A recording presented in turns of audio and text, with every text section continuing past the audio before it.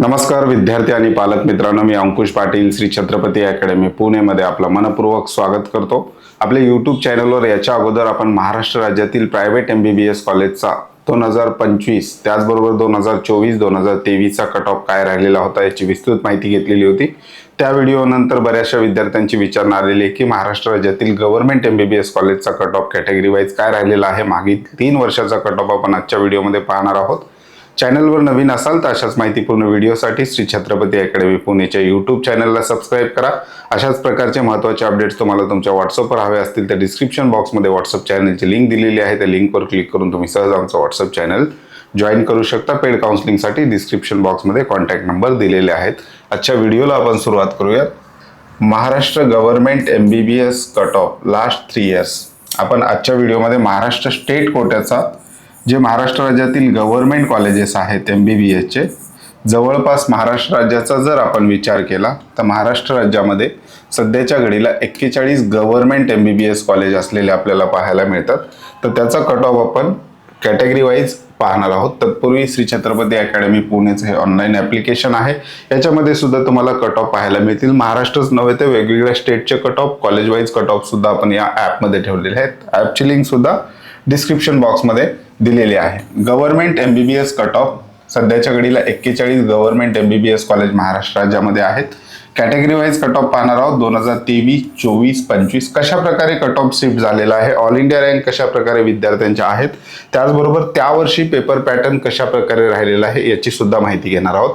SC कॅटेगरीचा जर आपण विचार केला 2023ला 475 मार्क्सला गव्हर्नमेंट MBBS कॉलेज विद्यार्थ्याला मिळालेलं होतं. जेव्हा आपण कट ऑफ मार्क्स म्हणतो, नेमकं कट ऑफ काय, तर त्या वर्षी त्या कॅटेगरीमध्ये शेवटच्या विद्यार्थ्याला ॲडमिशन ज्याचं झालेलं आहे शेवटी त्याला किती मार्क्स होते त्याला आपण एकंदरीत कट ऑफ असं म्हणतो. SC कॅटेगरी 2023 475 मार्क्सला मिळालेलं होतं.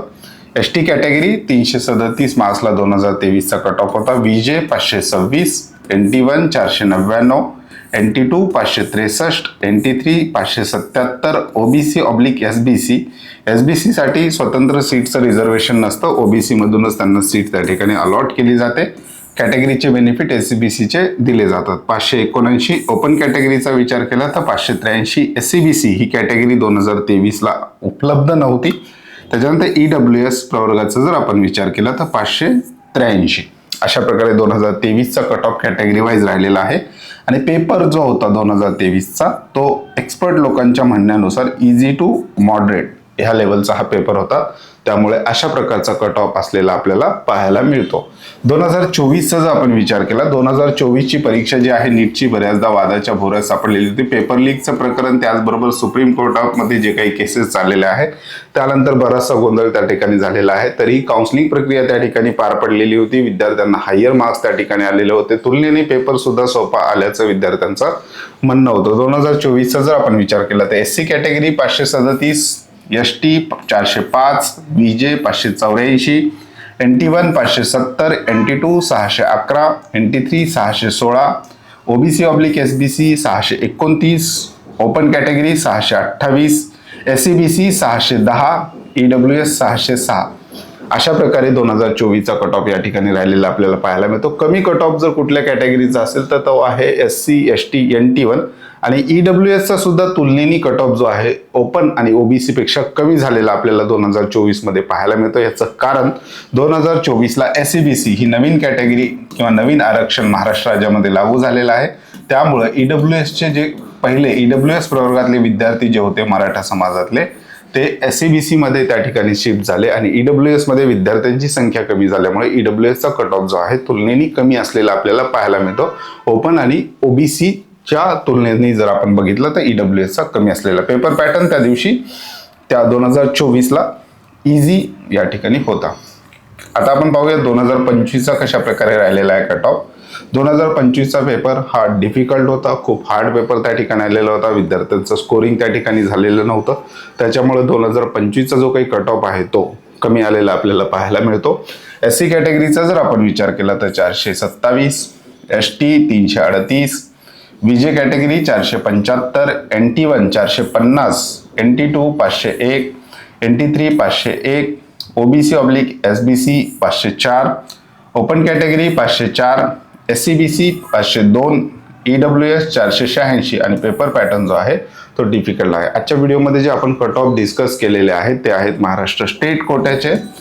महाराष्ट्र राज्यातील ज्या काही 41 गव्हर्नमेंट कॉलेजच्या सीट आहेत त्याच्या सीट दोन प्रकारे भरल्या जातात. एक आहे स्टेट कोट्याची काउन्सिलिंग, याच्यामध्ये 85% सीट या महाराष्ट्र स्टेटच्या विद्यार्थ्यांसाठी ज्यांचं डोमेसाईल सर्टिफिकेट महाराष्ट्र आहे आणि त्याचबरोबर ज्यांचं 10वी आणि 12वी दोन्ही महाराष्ट्रातून झालेली आहे असे विद्यार्थी 85% स्टेट कोट्यात भाग घेतात.